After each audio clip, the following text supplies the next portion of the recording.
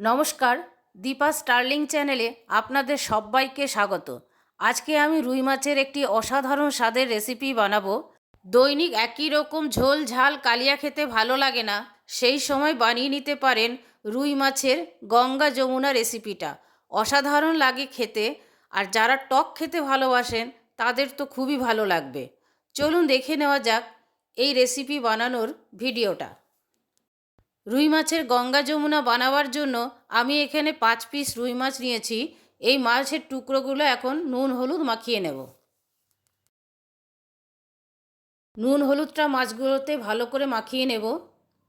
মাছটা ভাজবার জন্য কড়াইয়ের মধ্যে দেব সর্ষের তেল। এই রেসিপিটা সর্ষের তেলে রান্না করলেই ভালো।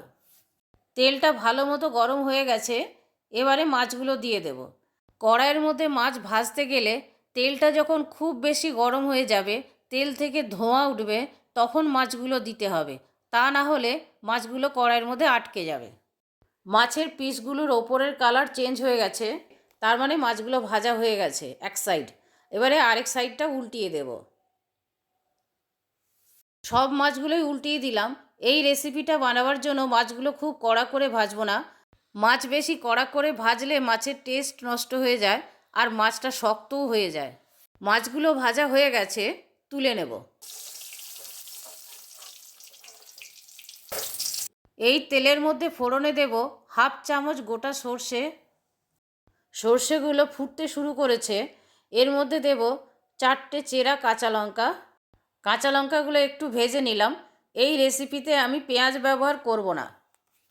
এর মধ্যে 1 চা চামচ হলুদ সর্ষে আর 1 চা চামচ কালো সর্ষের পেস্ট দিয়ে দেব। একটু ভালো করে নেড়ে নেব।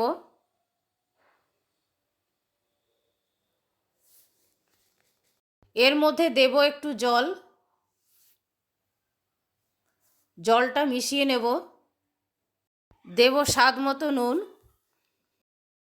পরিমাণ মতো হলুদ, আর 1/4 চামচ দেব শুকনো লঙ্কার গুঁড়ো। এটা না চাইলে নাও দিতে পারেন। ভালো করে সব কিছু মিশিয়ে নেব।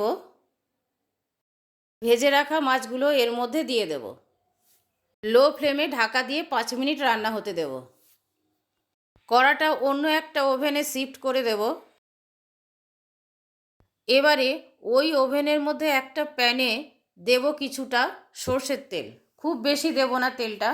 এবারে এর মধ্যে দিয়ে দেব তেঁতুলের পাল্প।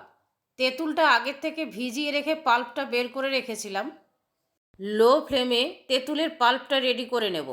তেঁতুলের পাল্পটার মধ্যে যে জলটা আছে সেটা একটু শুকোতে হবে। এর মধ্যে দেব পরিমাণ মতো নুন। নুন আমি আগে 2বার ব্যবহার করেছি, সেই জন্য সাবধানে দিতে হবে। আর দেব 1 চা চামচ চিনি, টেস্টের ব্যালেন্সের জন্য। নুন আর চিনিটা নেড়ে তেঁতুলের সাথে মিশিয়ে নেব। তেঁতুল রেডি হয়ে গেছে। অপর দিকে সর্ষের মধ্যে যে মাছটা ছিল 5 মিনিট হয়ে গেছে। ঢাকা খুলে মাছের পিসগুলো তেঁতুলের উপরে দিয়ে দেব। আমি এইভাবে তেঁতুলের ওপরে মাছগুলো দিয়ে দিলাম। অন্য একটা প্লেটে তলায় তেঁতুল, ওপরে সর্ষে, মাঝখানে মাছ, এইভাবেও প্লেটিং করা যেতে পারে। দেব ধনেপাতা কুচোনো। ধনেপাতা সব কিছুতেই আমরা পছন্দ করি বলে ধনেপাতাটা দিলাম। গঙ্গা যমুনাতে ধনেপাতা না দিলেও কোনো অসুবিধে নেই।